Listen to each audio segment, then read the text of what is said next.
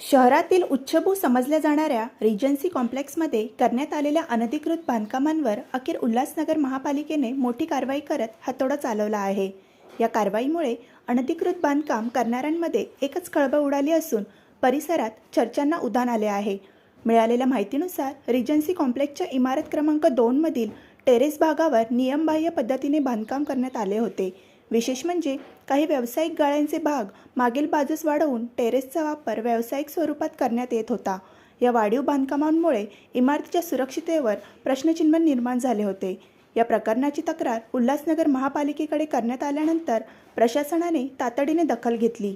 त्यानंतर महापालिकेच्या अतिक्रमण विभागाने पोलीस बंदोबस्तासह घटनास्थळी धडक देत अनधिकृत बांधकामांवर कारवाई सुरू केली। जेसीबी आणि कामगारांच्या मदतीने टेरेसवरील वाढीव बांधकाम निष्कासित करण्यात आले। कारवाई दरम्यान परिसरात मोठी गर्दी जमली होती। महापालिकेच्या या धडक कारवाईमुळे शहरातील इतर अनधिकृत बांधकाम करणाऱ्यांचेही धाबे दणाणले आहेत। कोणत्याही प्रकारचे नियमबाह्य बांधकाम सहन केले जाणार नाही असा इशारा प्रशासनाकडून देण्यात आला आहे। उल्हासनगरमध्ये दिवसेंदिवस वाढणाऱ्या अनधिकृत बांधकामाच्या पार्श्वभूमीवर महापालिकेची ही कारवाई महत्त्वाची मानली जात असून पुढील काळात अशाच प्रकारच्या आणखी कारवाया होण्याची शक्यता व्यक्त केली जात आहे।